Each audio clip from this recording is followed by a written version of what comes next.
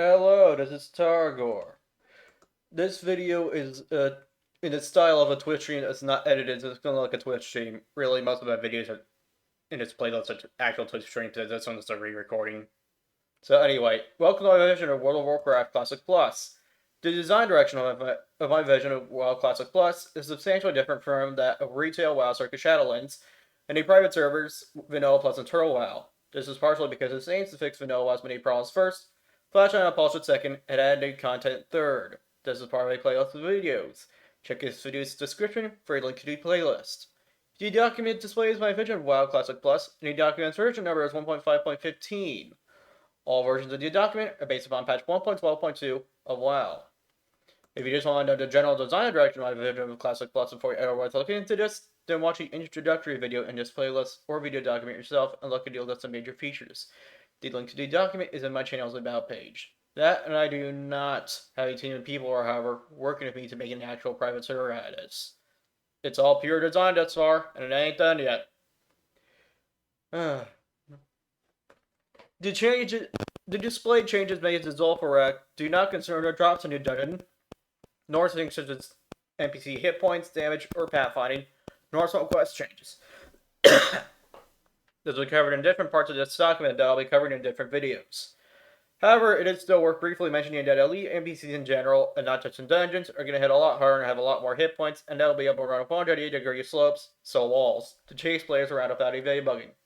It's also worth mentioning that almost every damage and crowd control and AoE spell, item, and buff that's available to players was nerfed in this document to have a hard target cap, a Thunderclap, Whirlwind, and War Stomp of 6 targets per spellcast or tick.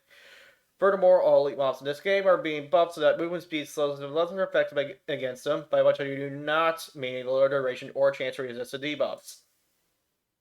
Because of these changes and other changes, you will not be able to successfully do any spell cleaving or melee cleaving, and unless you throw that level of the dungeon, which in this case you will not, you're not going to be able to AoE farm it either. You should expect to have to actually use marks in dungeons, and for the tank to actually use a shield if you ain't a druid.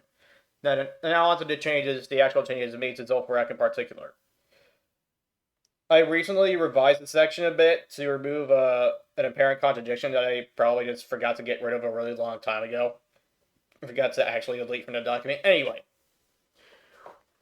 whenever a grave in Zul'Farrak graveyard that contains anything is opened by any means other than being opened by the boss, which Dr. Zumra, all players and their allies within a 50,000-yard radius of the entire instance will be plot stunned a la White Mane's Sleep, a la Inquisitor White Mane's Plot Sleep for 6 seconds. Because it is a plot debuff as opposed to a regular stun, you cannot bubble out of it, you cannot blink out of it, you cannot ice block out of it, you cannot light of illumine out of it, etc. Being a plot stun, it is not subject to diminishing returns either. Aggro in which Dr. Zumra will open all the graves at once and put them on the mobs in them on everyone's threat tables, which will not directly kill you or him by doing so, though you'll probably die after that anyway. What you'll want to do is open each grave before fighting the boss, so that the boss will not open all them at once for you and aggro the mobs that come out of them. It won't kill him anyway.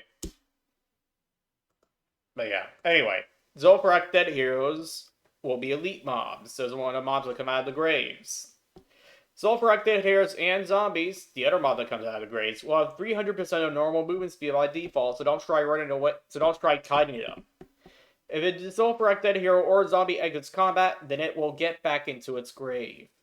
The graves themselves in Zul'Farrak will no longer have loot. Instead, the dead heroes and zombies that come from them will have loot, and the loot from the graves, such as the tarnished silver necklaces and the broken obsidian clubs and the crusted bandages, will be transferred to the dead heroes and zombies within them. All the graves that have anything at all will have one dead hero and one zombie in them. In order to make Witch Doctor Zumra be far less of a hassle to kill than he otherwise would be, 80% of the graves in the graveyard will contain nothing, which means that you will not get plot stunned by them, while the other 20% will have mobs in them. The boss's hit points will be increased. Witch Doctor Zumbra's hit points will be increased by 400% to 500% of its vanilla value, tentatively. Well, yeah, so that you cannot just burn them down without killing the dead heroes and zombies first. These changes to the graveyard were made to reduce non-competitive income and make more players level up outside of instances by making people not do graveyard runs unless they just really want those Zivakaster robes that he has a tiny chance to drop. Or say Zivakaster robes. Oh yeah, here it is. Witch Doctor's Umbra will no longer cast Healing Wave, Shadow Bolt, or Shadow Bolt Volley. He will instead cast Hex of Weakness, Voodoo Shield, and a new spell called Hex of Madness, which is an instant cast hex that causes a single target to lose control of itself and randomly attack every scene in sight, friend, or foe. Target changes every 5 seconds if applicable. For 2 minutes, counting as a charm effect. Witch Doctors are not warlocks or shamans. They do not have elemental magic. They do not have fel magic. They have voodoo, which is part of life magic. To encourage players to kill Witch Doctor's Umbra in the first place, his loot table will be greatly expanded upon in a mostly indeterminate manner, and he'll also be given a 1% chance to drop some epic caster robes that only come from him. Sand Fury Witch Doctors will cast Stasis Trap Ward, like from Warcraft 3, and Healing, like from Warcraft 3, and Healing Ward, instead of Flash Heal and Lava Spout Totem. Witch Doctors are not warlocks or priests. Again, they have voodoo magic, not fel magic, and not light magic, and not elemental magic. They have voodoo magic.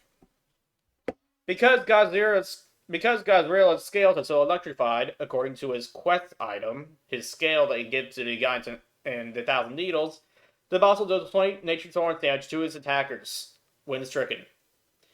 Furthermore, Kim Bol, who is only mentioned on the tablet of that call, will be retconned out of existence and be replaced with the other male tired Loa Shirvala.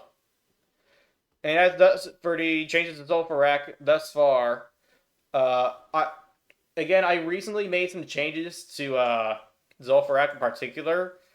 If you just look at the current version in this document, you're going to see something a little different.